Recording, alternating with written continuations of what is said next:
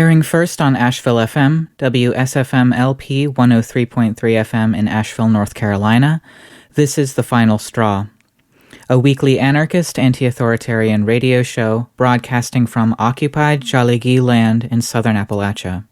We bring you voices and perspectives from people, projects, and struggles around the world engaging in the long project toward liberation.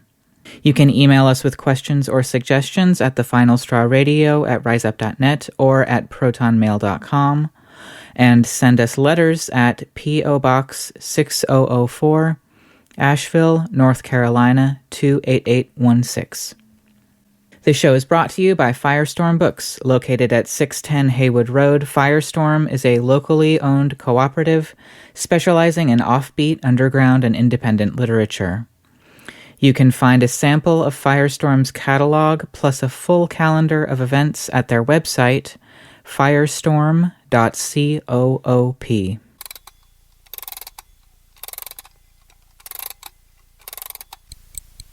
This week, I am very excited to present an interview done with Aishah Shahidah Simmons, who is a writer, community organizer, prison abolitionist, and cultural worker who has done just an immense amount of work over the years to help disrupt and end the patterns of sexual abuse and assault within marginalized communities. In this interview, we talk about a lot of things: her background and how she came to be doing the work she's doing right now, how to better think about concepts like accountability, doing the kind of work that she is doing as an out lesbian woman, and about her book, Love with Accountability, Digging Up the Roots of Childhood Sexual Abuse, which was published in 2019 from AK Press. This interview feels really important for me right now because we are at a time of overturn, tumult, stress, and uncertainty. And I think that in order for us to really be able to knuckle down and go in this for the long haul, it'll be imperative for our radical communities to take solid care of ourselves and of each other. I hope you get as much out of hearing Aishah's words as I did conducting and editing this interview. Before we get started, as a content notice, we will be talking about some difficult topics in this interview. I will do my best to repeat this notice at regular intervals, but please do take care and treat yourself kindly, however that looks. I'll let some words from Aishah's introduction to Love with Accountability lead us into the main interview. The conscious breath can be a grounding anchor. It is in this context that I insert the word breathe in between every 5 chapters to invite you to pause, take conscious breaths, and ground yourself while reading. Whatever you decide, please take your time and please take compassionate care while reading, imagining and working for a world without violence. Breathe. This is sacred space. My name is Aishah Shahidah Simmons. My pronouns are she and her. I am a culture worker in terms of creating work that's used to hopefully make our culture and society better places to live in. And specifically, my work is on sexual violence, disrupting and ending rape, child sexual abuse, and focusing my center is in diasporic Black communities because this is an international reality. Sexual violence knows no boundary. I view it as work that transcends race, but very clear that my focus and my lens as a filmmaker, as a writer, are diasporic Black communities. Before I could get to the anthology, I first started working not necessarily on child sexual abuse, but on sexual violence through my film, No, the Rape documentary that I spent 11 to 12 years making from 1994 to 2006. And the film looks at sexual violence and accountability and healing in Black communities. And I start with No because Love with Accountability, without No, I'm not sure if Love with Accountability would exist. I am a child sexual abuse survivor. I'm also an adult rape survivor. I was raped my sophomore year in college. But while making No, I couldn't really touch child sexual abuse. And both my parents are prominently featured in No. They did not sexually harm me at all. However, they were bystanders to the abuse because I told them what happened. And I really think it's important because I think that when those of us who are able to break our silence around the harm that we've experienced in our lives, there's an assumption of like, oh, I could never do that. Oh, you're so strong, or X, why is it for anyone? And even while working on my film, no, I couldn't even touch my child's sexual abuse. So with all of the work. And so for me, it just leads to like the subtitle of Love with Accountability in terms of digging up the roots of child sexual abuse, because it's, for me, I fully believe that child sexual abuse is foundational to all forms of sexual violence. And it is mainly because it's for most of us the first places where we are violated, and it's the first places where we're taught to protect the institution known as the family. And so then over time, so then the institution expands to the church or the mosque or the synagogue or, the temple, to the school, to the college, university, to the activist organization, the community organization, to government. I think that it really begins at home. And so that's why I just want to, in terms of just recognizing, while I was doing, I hope, important work around addressing sexual violence committed against adults, by adults predominantly, that I, even as a child sexual abuse survivor, couldn't even touch child sexual abuse until moving into this work called Love with Accountability.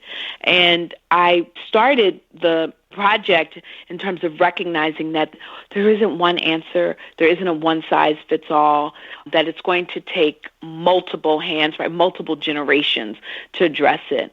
And so I really wanted to begin with an anthology, with a chorus of voices, bringing a diversity of experiences, expertise, and ideas and visions about how we can not only disrupt it, but ultimately end it. And how can we do it in a humane way that centers survivors, the most immediate survivors, recognizing that many who caused the harm are also survivors, without dehumanizing all those involved, but really inviting them in or calling them in to be accountable and to change their behavior and hopefully move towards a place where these things don't exist anymore.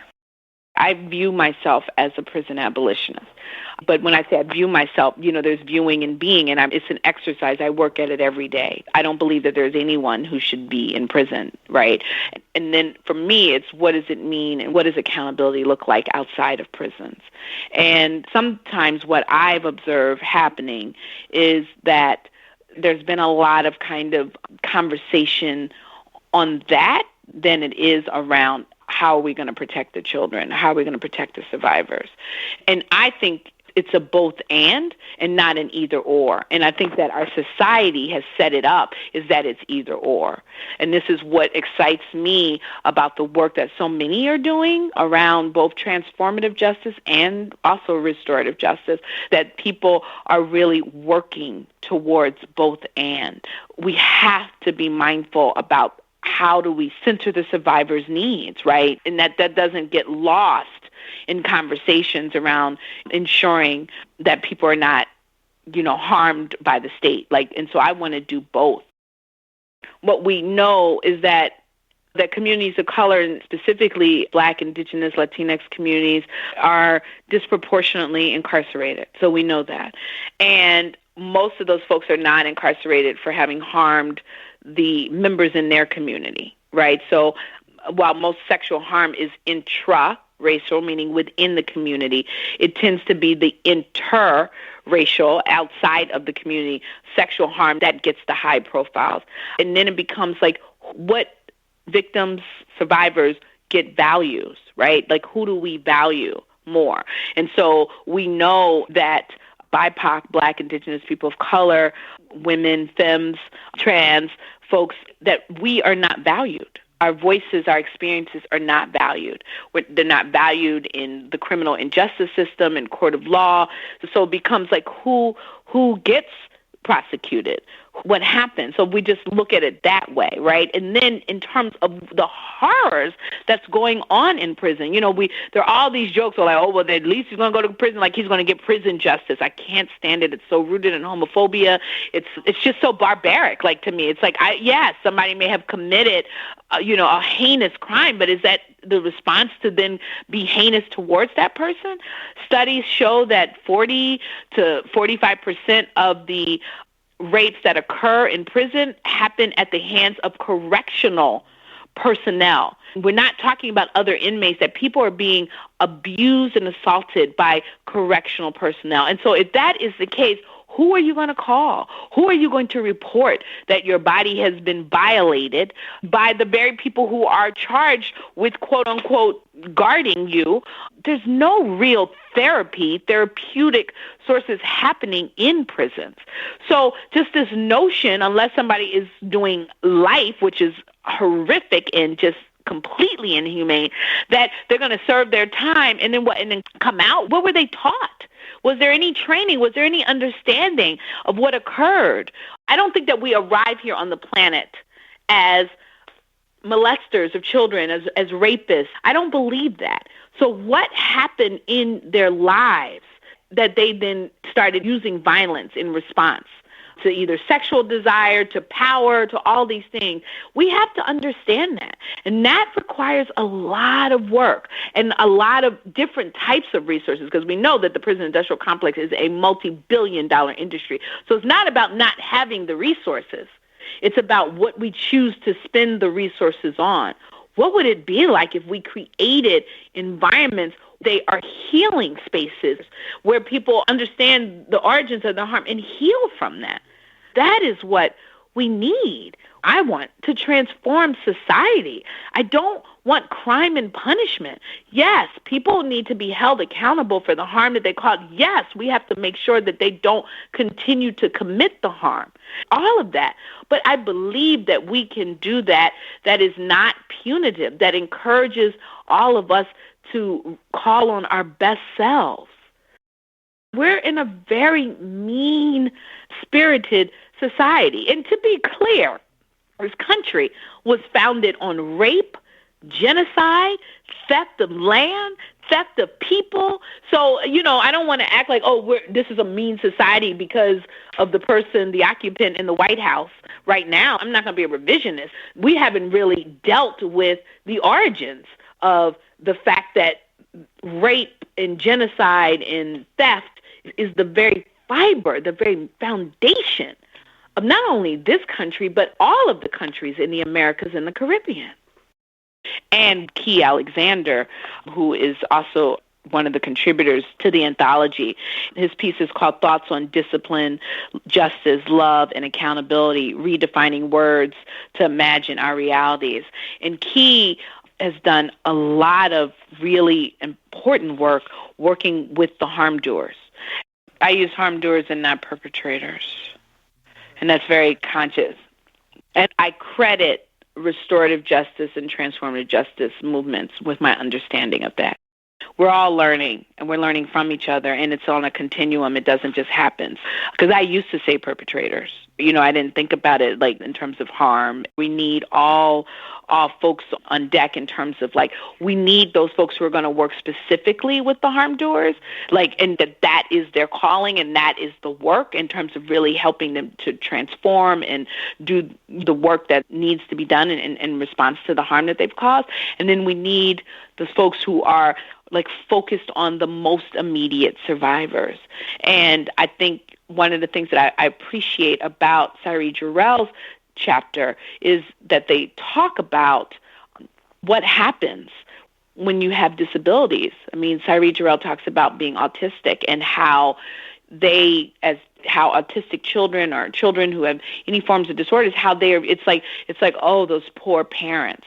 It's just we don't see the children. And so that even when they are being harmed, we don't even see it. When they are more susceptible than the child who doesn't have disabilities, when they are more susceptible to relying on care by providers who can also cause harm and no one even really checking for them. This is the Final Straw Radio Show, and I'm William. This is a regular content notice that this interview is dealing with some topics that may be upsetting or triggering. Please take care while listening and take a pause if you need to. So just briefly, I was abused by my grandfather for 2 years. And I told my parents, and they didn't remove me from the situation. So there was the 2 years of the abuse. It ended, and the only reason I know it ended was because of hindsight. So it ended, but I still engaged with, loved, cared for all of that with my grandfather. I'm 51, or will be. And so this started in 1979 when I was 10. My grandfather became gravely ill in 2010. So we're talking about a long time of no accountability. Not only him, but by my parents. I didn't seek any accountability from my grandfather. And so it was a complicated thing where he became gravely ill, and I played a role in saving his life. I was the person who was by his side and really advocating after a serious crisis occurred, up until the point where my father and aunt were able to come. And it was there that everything imploded for me. That was 2010. And then my grandfather became an ancestor, and I did not go to his funeral. In 2015, I realized that not only was a grave injustice done to me by my grandfather, but that by my parents, who are really incredible human rights activists who've been on the front lines of struggle internationally, nationally, for over 50 years. And I shared that to emphasize, we have to really move beyond these kind of notions and ideas of who the bystanders are, who the harm doers are. I find that so much is rooted in really classist, definitely racist, elitist versions of who does it. So I started reaching out to them. They're divorced, and signing my communiques, love with accountability. And the with was always all caps. So it'd be love with accountability, because I was essentially saying that while I love you and I believe that you all love me, that love is not going to shield you from accountability. So that's where it came from. Wasn't thinking about a project, wasn't thinking about an anthology. In 2015, I was 46 years old. And at that point, my film No had been out for, 9 years, and had been screened all over and translated and all of that, and was very much known as an anti-violence advocate. And again, I hone in on all of these things because I think that we have to really, those of us who are survivors, be kind and gentle with ourselves about when or if we're even able to face abuse. Because even with all of the work that I'd done, and I was always out about being a rape survivor especially, I never could fully talk about my child sexual abuse. There was so much shame, and I always thought it was because I was protecting Pop, and I was protecting my grandfather, but I was really also protecting my parents. And I also want to say that my grandfather, like all of us, are complex. He took care of my grandmother for 10 years when she had Alzheimer's for 10 years, and he took care of her around the clock. It is because of him that she never set foot in a nursing home. And he did it almost single-handedly. And I think that played a role in my own silencing, right? Because he was the hero who took care of my grandmother, and he was definitely my sexual terrorist. And so, again, these complexities, and I just really think about this in this era of, Harvey Weinstein being sentenced to 23 years, and Bill Cosby's in jail, and R. Kelly's in jail. I don't know what's going to ultimately happen, and not by any stretch of imagination saying that they should have not done horrific, unspeakable, outrageous, disgusting, inhumane things to women and children. I want to be really, really clear. But I'm not really sure how prison is going to, what is prison doing? And each one of those men and all of the other people who have committed harm in our families and others, they don't do it alone. There is a whole culture that surrounds them that enable them to do it. So for me, my parents didn't stop it. And I told, for all the people, the survivors that we hear, I'm just speaking about celebrities, people told, and nothing was done because people were making money, whatever, all the reasons. And so this notion of, yay, Harvey's going to go to jail for 23 years, I'm like, who are all the people that allowed it to happen for decades. And there is another Harvey Weinstein right now as we speak happening that we don't even know about. So it's like if we don't really tackle the issues of who's committing the immediate harm, but also all the people that are surrounding it, and then to think that therefore we can lock up everybody, we'd be locking up most people because all of us have indirectly played, even myself. I have to think about what are the ways in which I have indirectly allowed harm to occur, let alone harm that I have caused, not sexual harm, but harm that I've caused my friends, my loved ones, that we make these people monsters rather than saying, no, people commit monstrous acts. What's really important is that we understand that healing is a journey and it's not a destination. That's the first and key thing, particularly with CSA, child sexual abuse, and even rape, but definitely child sexual abuse. And if you haven't even come to grips with it until being an adult, it's so layered, right? And the other thing, this is something I am constantly learning and relearning, is that healing cannot be contingent on someone being accountable to you for the harm that they've caused, because there are so many instances where that will never happen, either because they died, because they said, I didn't do it. In indigenous communities in this country and elsewhere, it's in terms of the laws in indigenous communities, so much of the harm happens externally, right? And then those people who are white are not even held accountable. Tribal law, it's outside of the U.S.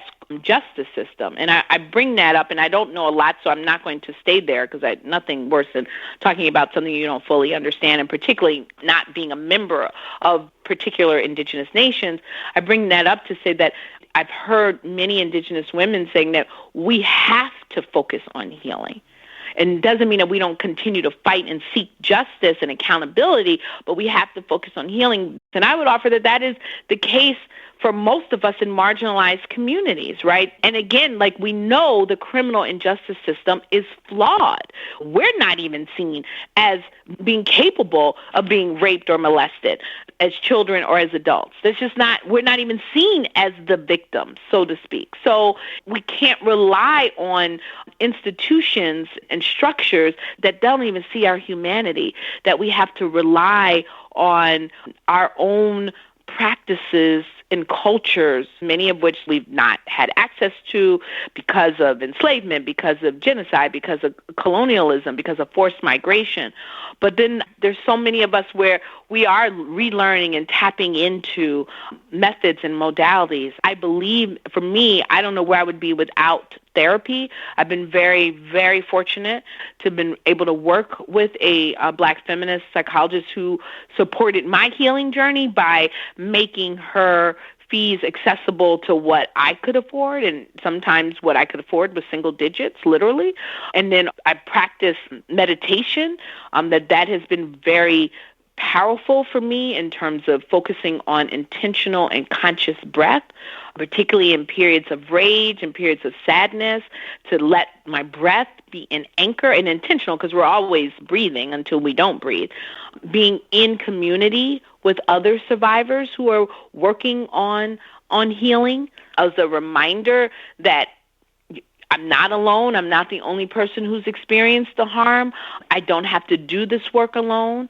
That I think that there are ways in which how we kind of come together around all kinds of really important political issues and really trying to change our society, the political system, the criminal justice system, that we also have to make space to come together as survivors.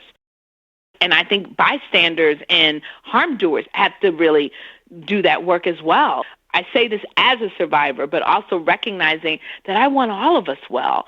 I want all of us well because I really want us to co-create a world where there will one day be children who look back and say, they did that? This is where I call upon my comrade, my friend, my sister, Walida Imarisha, who talks about the power of speculative fiction. And that is, envisioning the world that doesn't exist. So often we're like, no to this, no to that. And we have to, right? We got to resist. We got to say no cops in the schools, no prisons, no rape. But we also have to do that work of envisioning.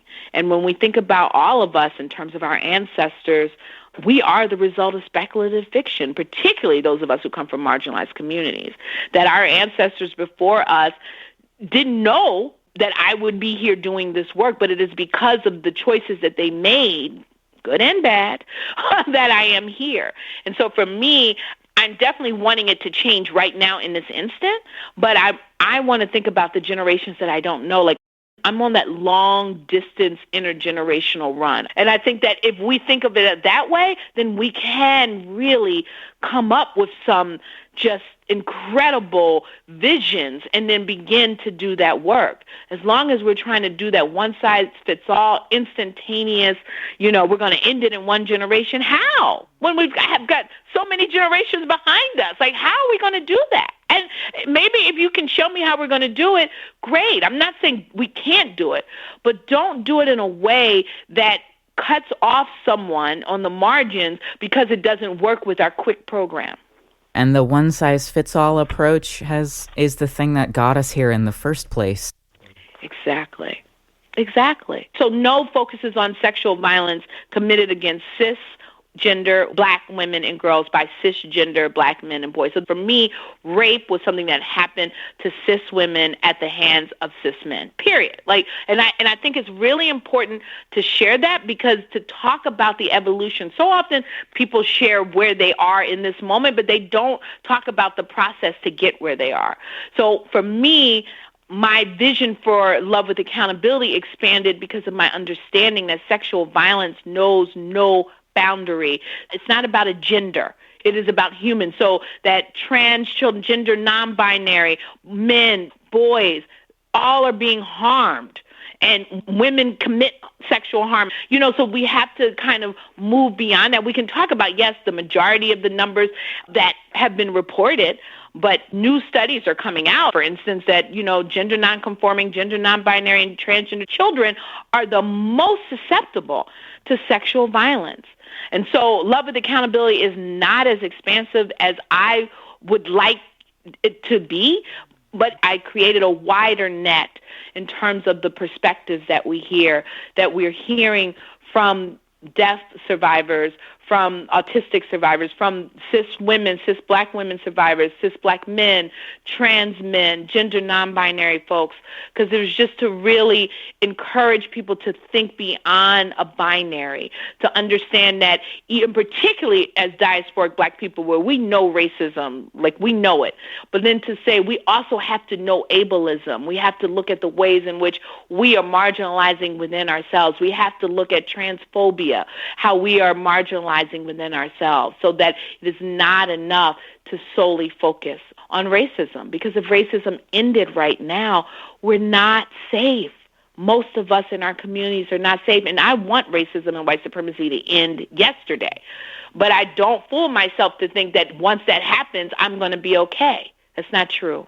I just really loved, specifically in your introduction that you wrote to this book, you were like, very compassionately diligent with just naming all of the isms: ableism, transphobia, racism, misogynoir, like all of these things. And I think that that's very, very key to further understanding the thing that we're going through. Yeah. I viewed my introduction as what I call word libation. Instead of pouring water on the ground, putting words on the page to really set a context, starting from the beginning since Columbus came over here to this hemisphere in 1492, to really ground that what we're trying to undo. And I don't want to romanticize and be like, oh, there was no rape in Africa or India, or I'm not saying that at all. But in terms of this reality in this hemisphere, we have to be aware of this continuum of violence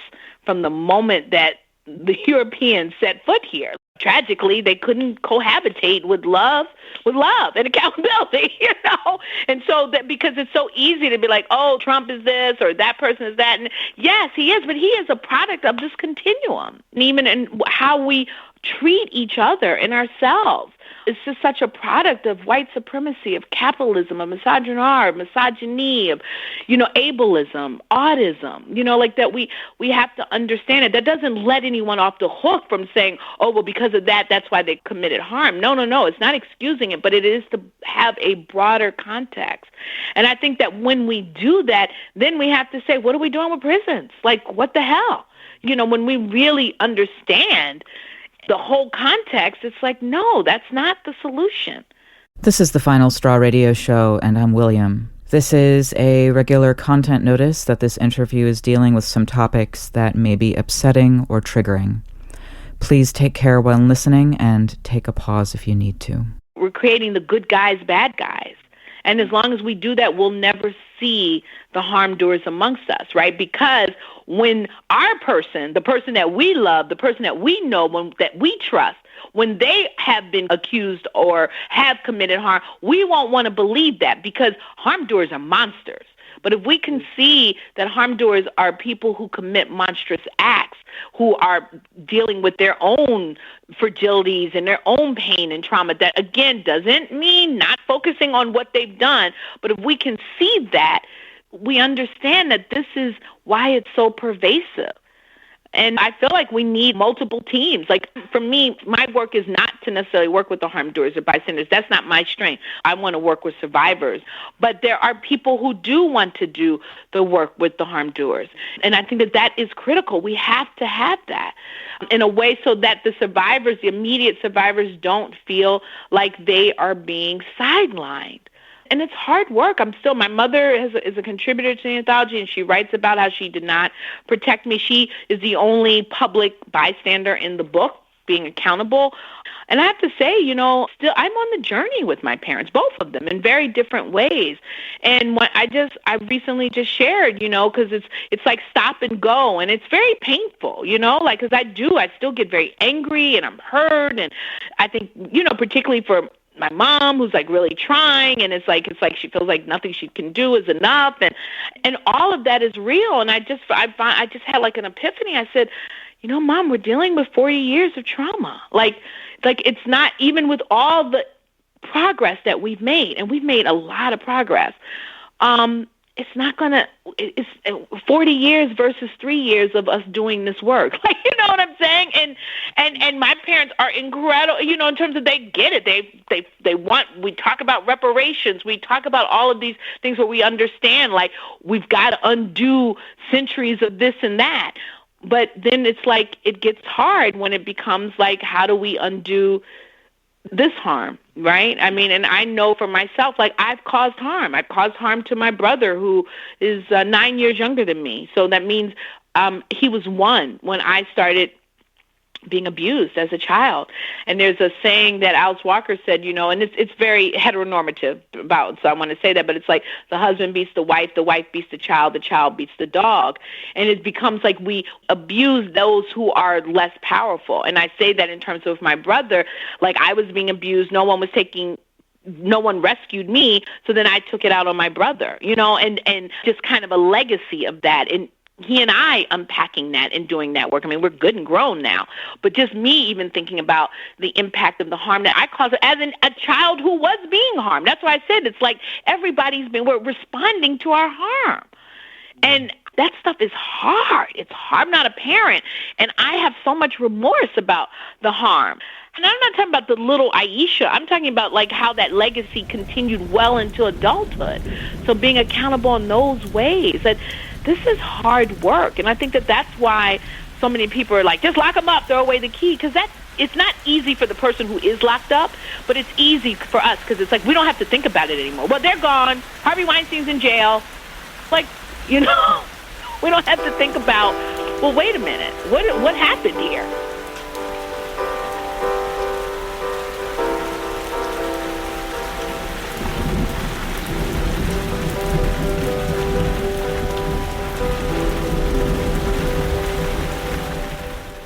I'm wondering like how doing this work has been for you in your daily life. What kinds of responses have you gotten to Know the Rape documentary and to Love with Accountability and to your other work? Thank you for that question. I'm going to say it's hard. I'm going to just put myself out there and say that this is hard work. I don't know where I would be without therapy and meditation. So, and my partner Sheila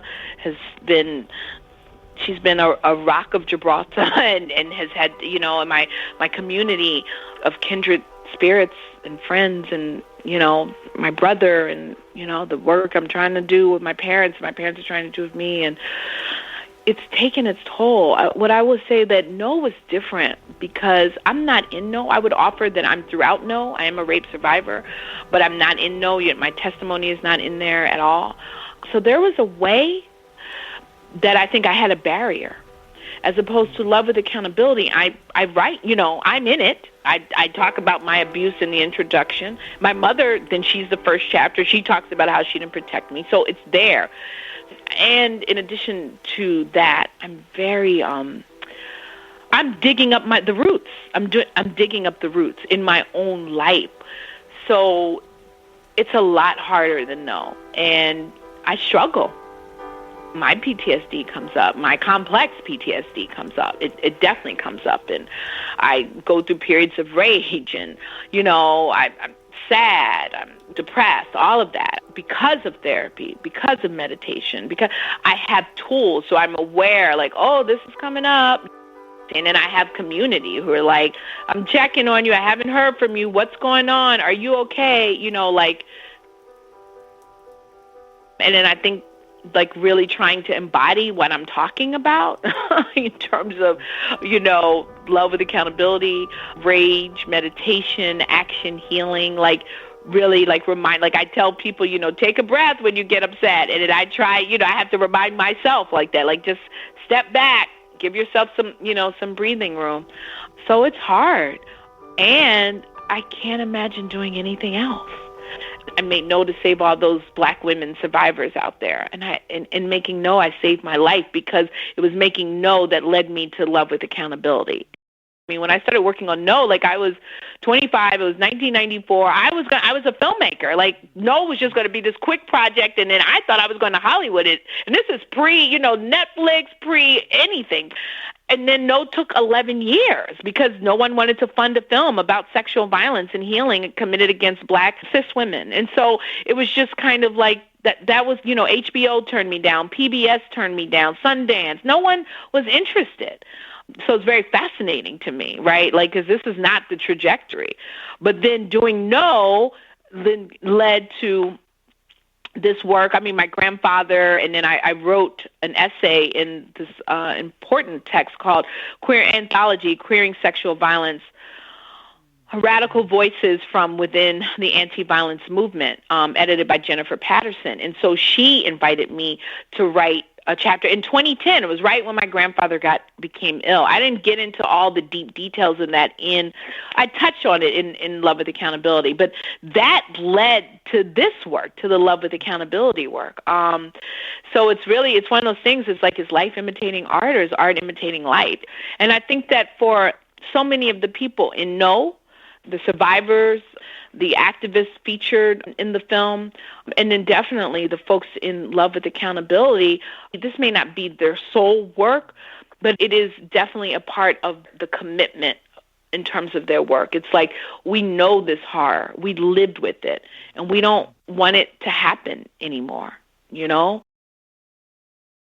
And so I just found out that Love with Accountability was named a finalist for the 2020 Lambda Literary Awards. So we'll find out on June 8th if it actually wins. But I'm just honored that it was selected as a finalist. I'm really, really honored about that. The No Name Book Club, they selected Love with Accountability as one of the 2 books for March. And why it's so important for me is that my teacher, Tony K. Bombara, said it's the community you want to name you. It's the community you are accountable for. And that's the things that I always had to fall back on with no, like, because I didn't get this big grant, or I didn't get it while making it. Ultimately, I did get a big grant that made it accessible in terms of translation, captioning from Ford, but it just took a long time. The blessing about all that was that I made my film. I didn't have to meet the rules or regulations of the big funders, right? And so because I'm not accountable to the funders, I was accountable to the community. And so why I'm excited about No Name Book Club naming Love with Accountability is because it was selected by a brother named Dawood Lee, and he is the facilitator of SCI Cole Township Prison Chapter. And this brother, he says he's innocent. I believe he's innocent. Like, based on his case and what I've read, it just seems like another form of railroading another person in prison, particularly black body in prison, because it's not just black men, it's black cis women, black trans women that, just disproportionate in prison. And the fact that there's being access to books, because for many prisoners they're not even getting access to books in prison, and that this book was chosen as a resource, as a pick, like that, just for me, back to Tony K. Bombara, is just like, it's the community you want to name you. That for me is really important. That he and No Name Book Club, which is really picking up, radical and revolutionary books and committing to send them out to inmates, to marginalized communities throughout this country. And that this book is a book that they're lifting up as a resource and a tool is just like, wow, this is powerful. I am working on another book project called From Love to Justice. I'm really going in terms of, I have historically curated and collected and shared the wisdom of, I guess now a total of about 70 survivors, advocates, scholars, all diasporic black, around addressing adult sexual violence and child sexual violence. And while I'm clearly a part of the work, I want to hone in on what I've learned and share that as a resource, as an intervention. So that's my next project. In terms of reaching me, I have 2 websites. There's knowtherapedocumentary.org and lovewithaccountability.com. So those are the 2 websites that focus on those 2 bodies of work. I'm on social media, on Twitter and Instagram at AfroLez. That's AFROLEZ. There is a Love with Accountability Facebook page. I have an Aishah Shahidah Simmons cultural worker Facebook page.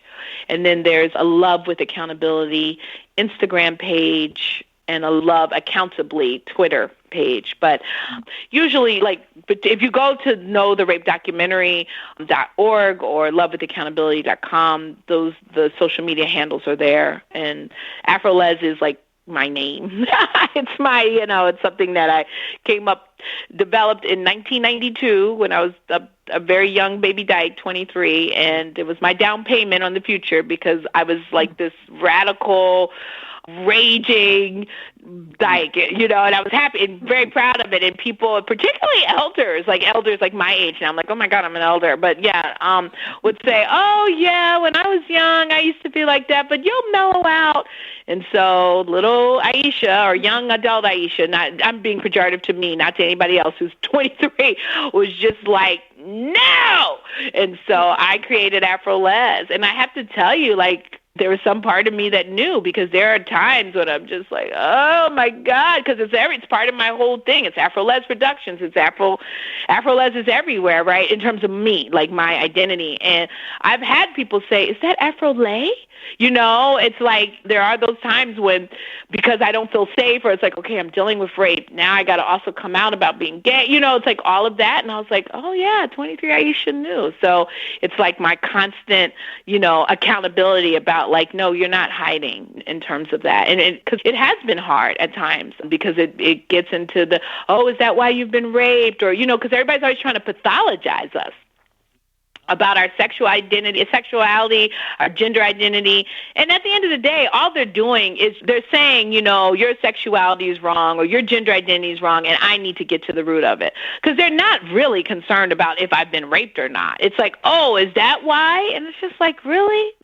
So now, I love Afro-Les. I love Afro-Les, but it's funny in terms of that. And even now, like in contemporary, so people, because I always say I'm a Black feminist lesbian. And for me, it's really all those identities are very important. And people will want to drop lesbian before they'll drop feminist. It's very fascinating. It's not fascinating. It's homophobia. But it's interesting. And I learned that from, I didn't know her, but I learned that from Audre Lorde. And where would I be if I didn't know the people who identified as lesbians? So, I'm out for my own survival, but I'm also out for people to know I'm here. I'm here. Like my dad used to always say that you have to let people know you're in the room so that they know they're not alone. And so because I have the privilege, unfortunately it is a privilege in this society, to be able to say I've been raped, I've been molested, I'm a dyke, then I believe I have a responsibility. Absolutely. And I resonated with that so much in your introduction and what you just said, because as somebody who is also like a survivor of childhood sexual assault and adulthood sexual assault, and as a queer trans man, I hear this just all the time. And it's like, no, I believe I would have been a queer trans man had none of this happened. This is not because, don't pathologize people's sexuality, their gender identity, all of these things, and don't weaponize something that is so rooted in trauma for the individual and trauma for communities to be homophobic or transphobic. Yeah, I absolutely, thank you so much for that. And and what I'm so glad about, and not that I need this, but I have journals. I used to keep journals when I was a kid. And when I was before my molestation, I created a list of, people. I was like, I don't know if I'm going to marry a woman or a man, a girl or boy is what I wrote. As a kid, so you know what I'm saying? I was just like, yeah, I was always queer. And it doesn't matter. Let's say I wasn't always queer. It doesn't matter. I'm gay, now. It doesn't matter. We don't understand how did you get that way? Why are you straight?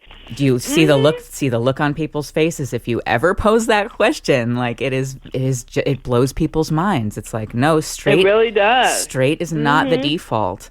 Most people think of themselves as straight, but straight is not the default. It is a colonial construct. So it really is. And what would happen if people had the space to be who they were? You know what I'm saying?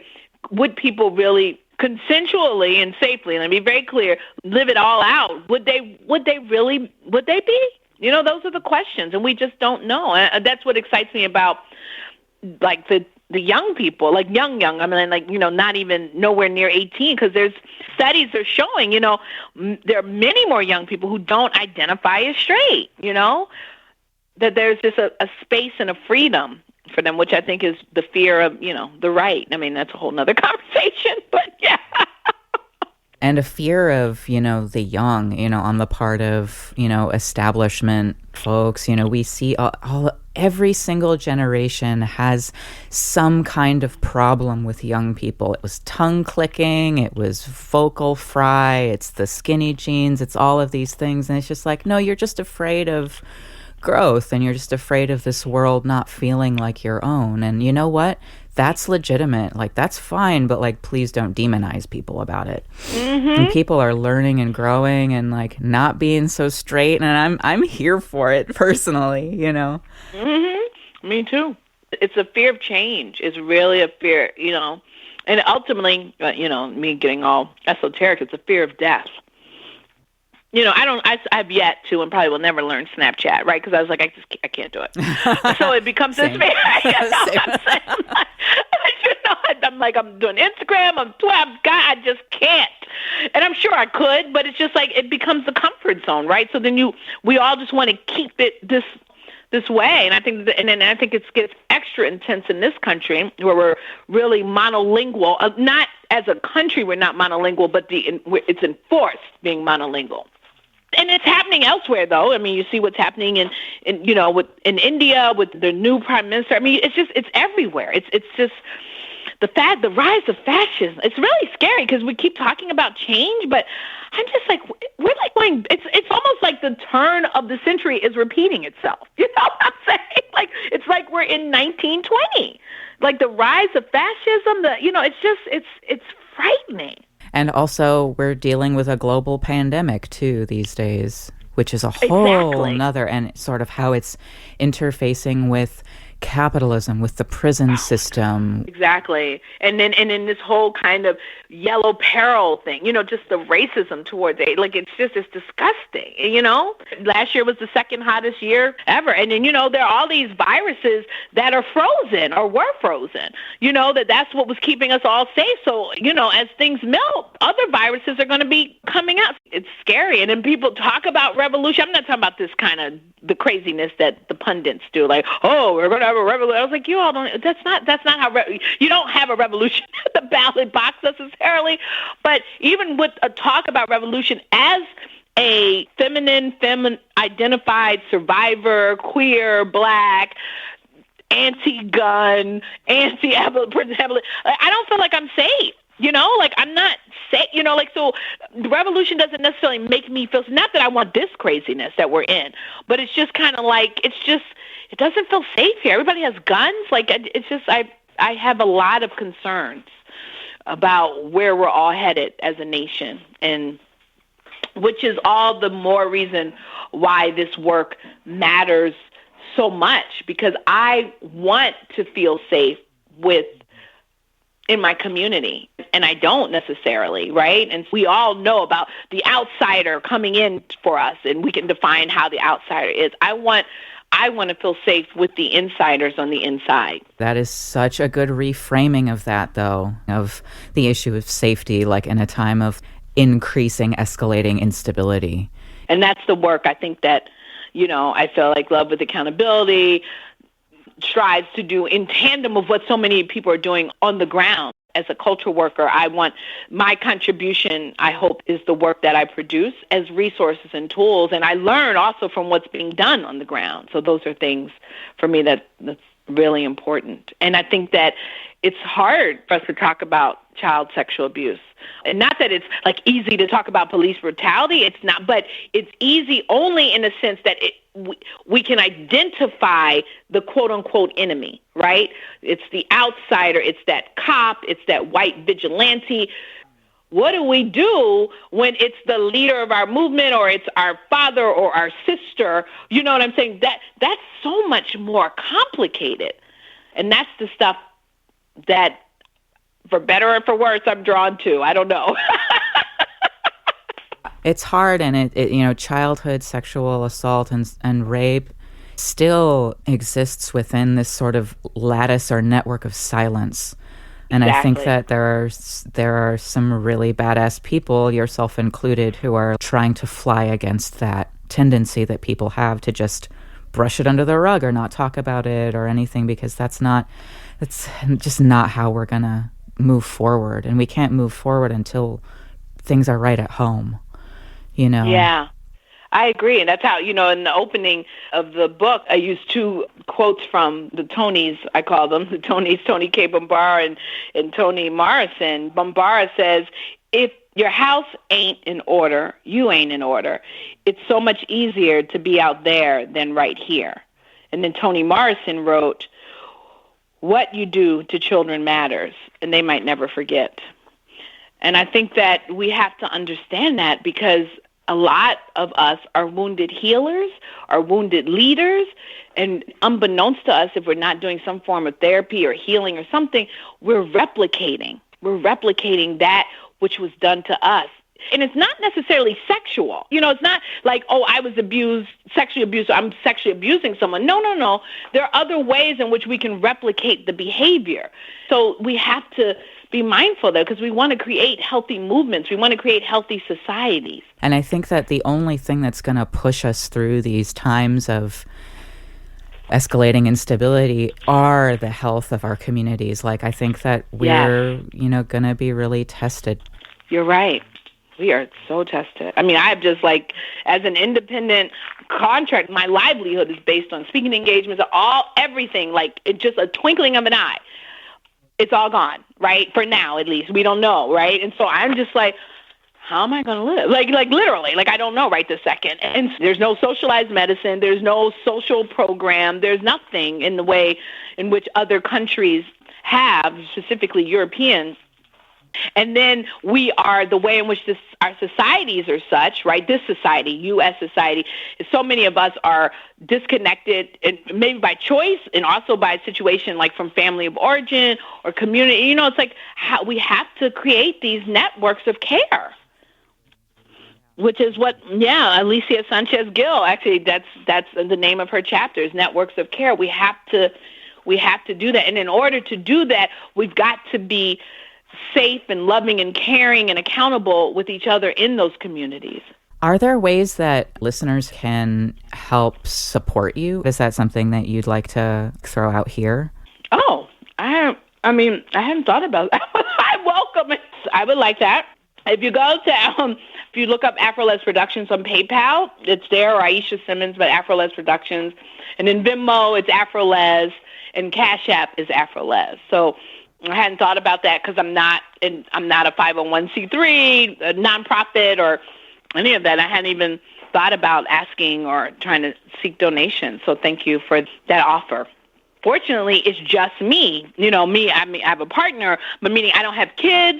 I don't know what I would do if I was responsible for children. I'm thinking about all of the frontline workers and, the restaurant industry. I mean, what's happening? I don't want this situation to bring out the worst in us, and it's just, and, the racism, the xenophobia, the transphobia, the homophobia, the guns that are just everywhere.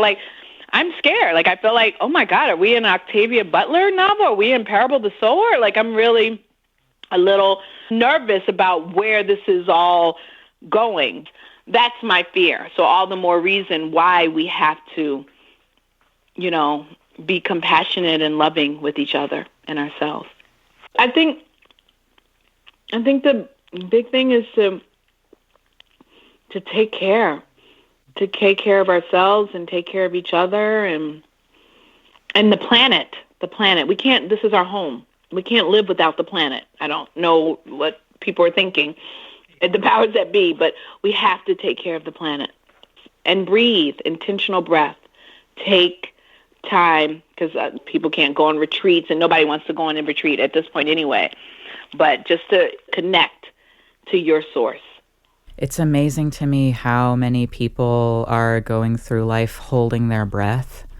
And I think that many of us who are marginalized by capitalism, by racism, by white supremacy, by heteropatriarchy, I think so many people go through their life just braced for the next thing, which is really real, but sometimes it's great to allow your body to just breathe. And that's something that we can all do. And I credit Erica Huggins, who was a Black Panther and was an educator and teacher and just incredible human who was incarcerated with a newborn on trial for murder. I shared this because she talked about how she taught herself to meditate, and that's what got her through solitary confinement. They can take our breath away, as Eric Garner, we know that. But until they do that, they can't take that innate power that is our own. Easier said than done, but I'm just talking about at our wage jobs, at our salary jobs, at, in our building, all of these things that they cannot take that power away.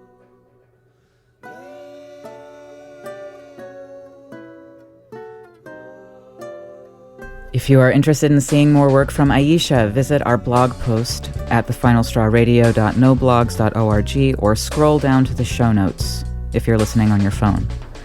We will post all the links in those places. If you're interested in reading her book, Love with Accountability, visit akpress.org for more information. The Final Straw is a proud member of the Channel Zero network of anarchist podcasts, and here's a jingle from another member of CZN. From Embers is a show produced about anarchist ideas and practice across so-called Canada. Every week we spend about an hour going in-depth about ideas, histories, and ongoing struggles that we think are important. We're a part of the Channel Zero Anarchist Podcast Network. You can check it all out at fromembers.libsyn.com.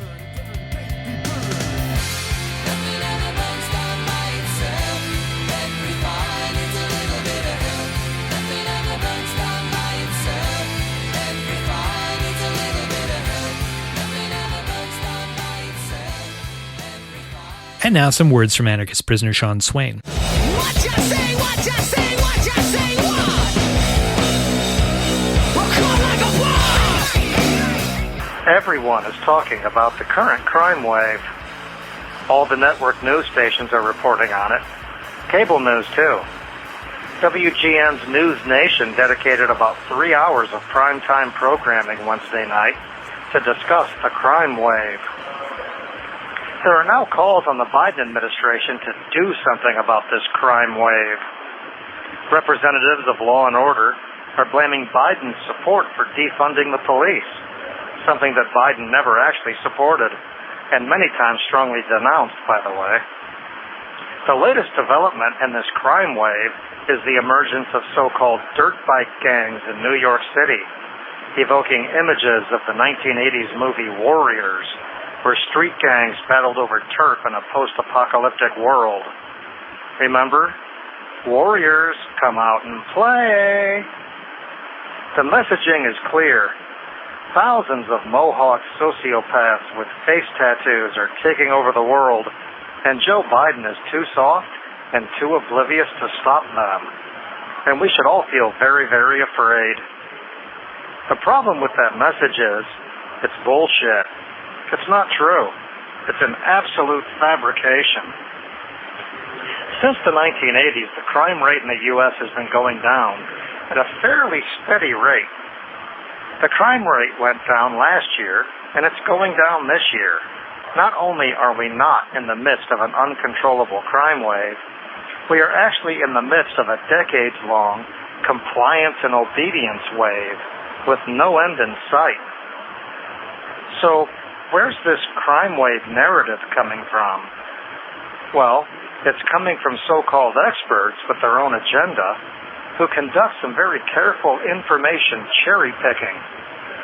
They point to an uptick in gun violence and homicides, which are just two categories of crime, and then falsely designate this to be a crime wave. The truth is, homicides make up a small fraction of the overall crime rate. So does gun violence. Homicides and gun violence actually make up a small amount of violent crimes. A much higher frequency of domestic violence occurs every year, higher than homicides and gun violence combined.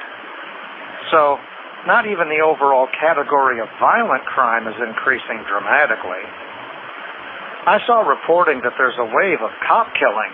I got excited. I thought, finally, we're starting to shoot the right people for a change. But, alas, no. Last year at this time, 26 police officers had died in the line of duty. And this year it's something like 38. We're talking low double digits, an increase of 12 deaths. And at least one of those was the cop who died of a heart attack during the Capitol siege in January. For all we know, the other 37 died of aneurysms while sleeping in their patrol cars, or had strokes while pushing out hard bowel movements. Without knowing the circumstances of how they died, we can hardly declare that there's open warfare, slaughtering law enforcement. Far more meatpackers die on the job every year than cops do. I also noticed there's no discussion of the context, the why. What's the cause of this uptick in homicides and gun violence? I'm no expert, but I would suggest that we are just now getting past this pandemic, returning to something like normalcy. And we can see, historically, that improvements in living conditions normally correlate with a degree of increased upheaval. In Crane Brinton's Anatomy of Revolution, for instance, he demonstrates that the British, French, Russian, and American revolutions all occurred not when oppression was high, but when quality of life was on the upswing. Excited energy sometimes expresses itself in unpredictable ways, I guess. And that means that what we're dealing with is just a temporary blip, an explainable consequence of social forces. And it means that everyone talking about this non-existent crime wave knows that it's no crime wave, that we're dealing with a temporary explainable event. So why are they doing this? Well, there's a symbiotic relationship between the fraternal order of police and the media. Cops and prosecutors are easy sources of stories for lazy journalists who look to increase ratings for newspaper sales or online views. And crime stories scare people. In the race to commodify the news, the media no longer seeks to inform us. They seek to scare us. Fear sells. That's why media convinces us to be afraid of crime and terrorism and even the weather. The weather. Local news stations don't advertise with images of sunshine. They show you tornadoes and hail, floods and mayhem. How many of your local news stations have Storm Tracker weather teams? Storm Tracker. Because the news media is the only one who can save you from criminals, terrorists, and the weather. So that's the media motive. Fear smear, yellow journalism. Hysteria equals profits. But the fraternal order of police and their lackeys and minions and cohorts have their own motives for rolling out this false narrative too. There's a social shift happening, a kind of exhaustion, as the public grows weary of this hyper-fascist, control-freak approach to social maintenance. On some level, we all recognize that school money and road money and mental health money has been sunk into this unending black hole of the law enforcement and criminal justice complexes. And we all see that cops are not the solution to every problem. We need to reinvest in a number of other things, and that means disinvesting in police. So, to continue hoarding more than their fair share of the pie, everyone with an economic and political interest in maintaining large numbers of angry white guys with guns dressed in blue uniforms are coming out of the woodwork to scream and shriek about the crime wave, the crime wave, the crime wave. In all of this, there's only one murder that should scare all of us, and that's the murder of the truth. In that, the media and the police apologists are all accomplices. Defund and disarm the police. This is anarchist prisoner Sean Swain, in exile from Ohio at Buckingham Correctional in Dillwyn, Virginia. If you're listening, you are the resistance. You can write to Sean Swain by addressing letters to Sean Swain, number 201 5638, Buckingham Correctional Center, P.O. Box 630, Dillwyn, Virginia 23936. You can find his past writings, recordings of his audio segments, and updates on his case at seanswain.org, or now follow him on Twitter at SwainRocks.